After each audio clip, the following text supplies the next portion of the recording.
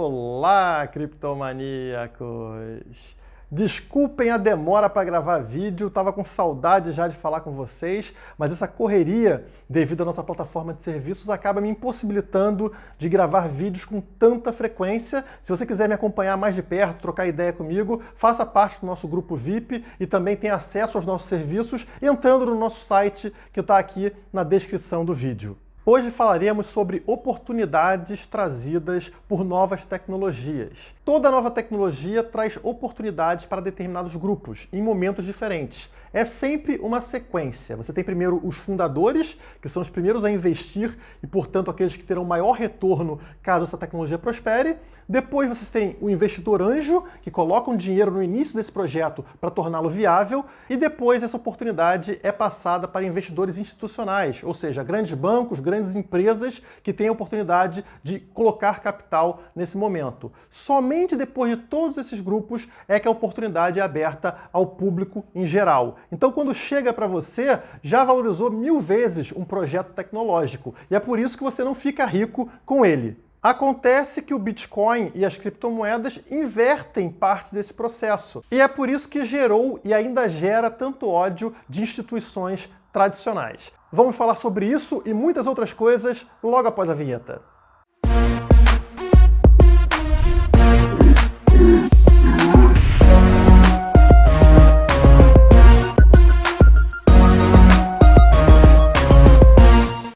Até a década de 60, a gente não tinha nenhuma previsão concreta sobre o futuro da computação. Com que velocidade os computadores avançariam? Foi nessa época que um químico chamado Gordon Moore profetizou que o número de transistores dos chips dobraria de quantidade a cada 18 meses, sem alterar o custo de produção. A profecia se tornou realidade e ganhou o nome de Lei de Moore, em homenagem ao seu autor. Essa lei se mostrou real para qualquer tipo de chip, seja do seu computador ou sensor da sua câmera digital ou qualquer aparelho digital que você utilize. E é por isso que a cada ano que passa você tem computadores e celulares mais finos e com mais recursos com o mesmo preço. Claro, você considerando aí a inflação do período. Acontece que, aparentemente, a lei de Moore não atua somente para dispositivos digitais, mas também para moedas digitais. Nos 10 anos que a gente teve de Bitcoin, o número de usuários está sendo dobrado a cada 12 meses. Ou seja, a cada ano que passa, a gente dobra a quantidade de usuários de Bitcoin. Esse levantamento foi feito pelo analista Willy Woo em 2017, ao observar o padrão de buscas pelo termo BTC-USD no Google. Esse é um termo geralmente pesquisado por quem está negociando criptomoedas no dia a dia, para saber o valor do Bitcoin. A procura por esse termo dobra a cada 12 meses, como vocês podem observar ao colocarmos estes dados em escala logarítmica. Notem como se forma uma linha de base bem definida e constante. Ela representa o crescimento do número de usuários ao longo do tempo, pesquisando pelo preço de sua preciosa moeda. Nesses 10 anos de Bitcoin, com dobra de quantidade de usuário a cada ano, atingimos cerca de 1% da população do mundo utilizando essa criptomoeda. Se formos conservadores e utilizarmos 18 meses da lei de Moore, ao invés dos 12 meses atuais para a dobra dos usuários de Bitcoin, o Bitcoin atingiria 50% da população em somente 9 anos. É isso mesmo que você entendeu, a gente está falando de metade da população mundial dentro da próxima década. Mas a outra metade da população levaria muito mais tempo para aderir ao Bitcoin, porque a curva de adoção de novas tecnologias tem um formato de S, não possuindo, portanto, um crescimento linear, como vocês podem ver na tela, com a adoção do telefone, rádio, computador e outras tecnologias anteriores. Todas seguem um padrão de curva S para adoção. Você pode até achar pouca coisa fazer parte dessa primeira metade que está tendo a oportunidade de investir numa nova tecnologia, mas geralmente você não tem essa oportunidade. Quando falamos de todas as tecnologias anteriores, ou seja, tecnologias centralizadas, os primeiros a entrar foram sempre os que tiveram mais dinheiro. Os vencedores eram escolhidos a dedo e você não tinha a oportunidade de fazer parte desse grupo. Os primeiros a investir, obviamente, são sempre os fundadores, aqueles que tiveram a ideia. E na sequência entram investidores anjo, ou seja, pessoas que arriscam bastante e colocam seu dinheiro para permitir que aquele projeto saia do papel. O terceiro grupo é sempre formado pelo capital institucional, ou seja, grandes bancos, grandes empresas que percebem a rápida valorização e crescimento daquela tecnologia e têm a oportunidade de fazer seu investimento. E é somente então que esses bancos e empresas oferecem esses serviços, esses produtos, essa nova tecnologia para o público em geral, ou seja, eu e você. O problema é que cada um desses grupos que entrou antes do público em geral pegou parte da valorização. E quando esse projeto, essa nova tecnologia é oferecido para a gente, já é muito tarde para você fazer qualquer investimento. O retorno sobre o investimento sobe em escala logarítmica. Para exemplificar, vamos considerar que os investidores anjo entram assim que a tecnologia valoriza pelo menos 10 vezes e seguem investindo até que ela atinja 100 vezes de valorização. E que a partir desse momento comece a entrar capital institucional, ou seja, grandes bancos e grandes empresas investindo nessa nova tecnologia. Então eles pegam um projeto que já teve valorização de 100 vezes e continuam investindo até que isso atinja 1000 vezes de valorização. É somente aí que a oportunidade é dada para o usuário comum. Você já entra na fase de adoção, onde a curva de valorização já é praticamente horizontal. A valorização meteórica de 1000 vezes já aconteceu. Esse é o caminho normal presenciado na valorização de cada nova tecnologia. A tecnologia descentralizada, como é o caso do Bitcoin e das criptomoedas, segue o mesmo padrão, mas com uma diferença fundamental. Ela inverte a posição dos dois últimos grupos. Vamos usar o Bitcoin como exemplo. Os fundadores foram cypherpunks lá em 2009 e 2010. Os investidores anjo, que foram os primeiros a injetar dinheiro na tecnologia, entraram entre 2011 e 2016 e eram, na maioria das vezes, libertários ou pessoas envolvidas com a comercialização de drogas ou outros produtos ilegais na visão estatal. Na sequência, você esperaria pela entrada do capital institucional, correto? Mas no caso das criptomoedas, não é o que ocorre. Entre 2017 e 2019, vimos a entrada do público geral, eu e vocês, elevando o valor do mercado em 40 vezes até a última alta histórica. Mesmo considerando o valor de mercado atual, é um crescimento de 15 vezes antes da entrada do capital institucional. Essa é a explicação de tamanho ódio e descrédito do mercado tradicional com relação às criptomoedas. Essa inversão de papéis não é aceitável para eles. Como assim um banco vai investir depois de você?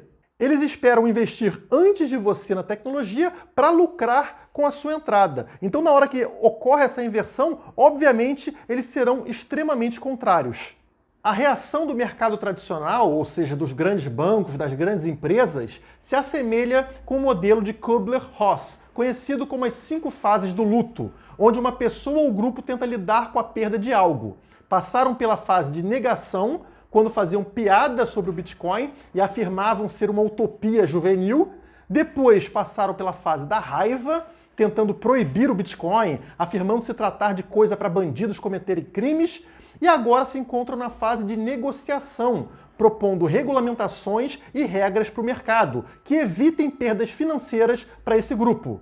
A próxima fase desse ciclo é a de depressão, onde perceberão que a perda é inevitável e que não é possível ter de volta o que se tinha antes. A última fase, que provavelmente levará 2 ou 3 décadas para chegar, é finalmente a de aceitação.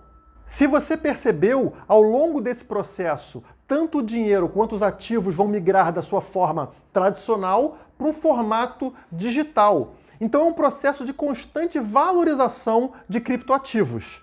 Esse é um processo que vai levar anos, talvez décadas, para acontecer integralmente, mas é um processo contínuo de migração do sistema tradicional, onde a gente usa dólar e ouro, para um sistema de ativos digitais, uma nova forma de dinheiro. Vamos destacar 5 etapas das inúmeras que teremos até lá. A primeira é o uso de criptoativos somente como colecionáveis digitais para cypherpunks, anarcocapitalistas e nerds. A gente passou um pouco já dessa fase. A segunda etapa é o uso de criptoativos como reserva de valor.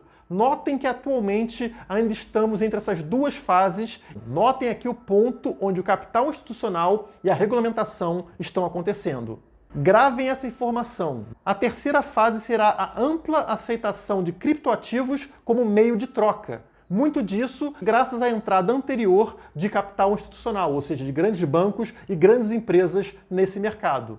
Já a quarta fase será o uso conveniente de criptoativos como unidade de conta. Ou seja, ao invés de você calcular as coisas em reais ou em dólar, será comum realizar esse cálculo em Bitcoin ou em Satoshi. A quinta e última etapa em destaque é quando criptoativos se tornarem o padrão de dinheiro global, mais ou menos o papel que o dólar possui atualmente.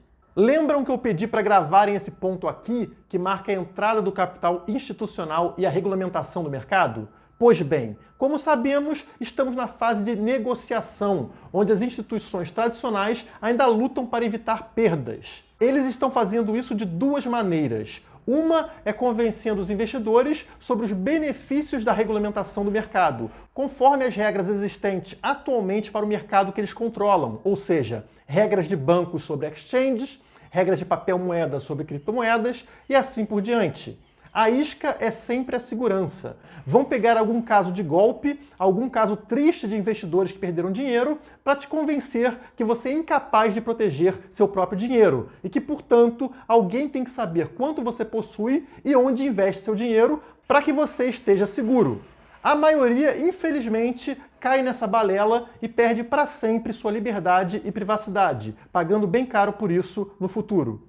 A segunda maneira desse grupo evitar perdas é gerando medo e incerteza sobre este novo mercado, falando em proibições, crimes, obrigações confusas sobre declaração de criptoativos, fechamento de exchange e notícias negativas, de forma a gerar pânico no mercado e desvalorização dos criptoativos, de forma que estes possam ser comprados com desconto por estas instituições. É a tentativa atrasada de inverter essa situação inédita aqui, ou seja, forçar a barra para que novamente as instituições entrem antes do grande público. Já que você entrou antes deles, o jeito é fazer com que você venda para eles com o preço lá de 2017. Muita gente caiu nesse golpe em 2018. Investidores comuns que compraram Bitcoin a 10 mil dólares, 15 mil dólares, 20 mil dólares e venderam por 6 mil dólares, 3 mil dólares para esse pessoal. Quando olhamos qualquer um desses gráficos, fica evidente que ainda temos um longo caminho de adoção e valorização. Estamos falando em algo como 100 vezes, 1000 vezes. E esse pessoal sabe que basta uma forcinha para tirar boa parte do público comum do mercado. Estamos falando de gente muito mais experiente e preparada em lidar com dinheiro do que o público em geral. Então, uma hora ou outra, esse dinheiro tende a cair na mão de quem é mais preparado. Assim como já trocaram 10 mil bitcoins por 2 pizzas há 9 anos atrás, tem gente que troca um bitcoin por 7 mil dólares hoje. Ambos serão considerados malucos no futuro. No fim, é a sua convicção sobre o futuro do dinheiro que te faz agir.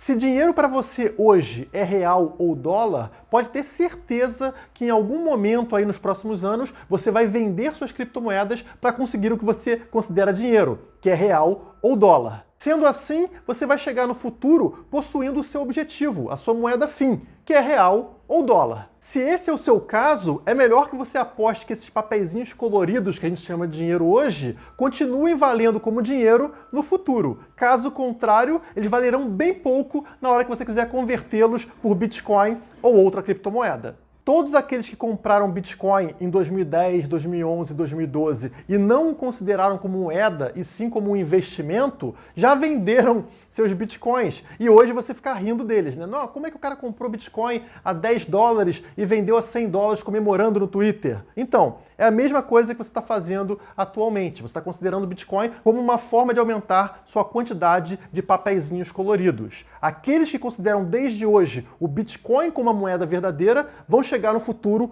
possuindo Bitcoin.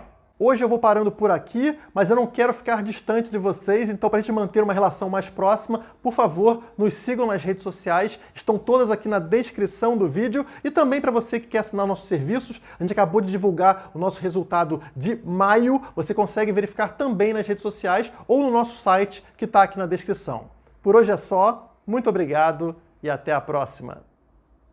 Se inscreva no canal, deixe o seu like e entre nas redes sociais do Criptomaníacos.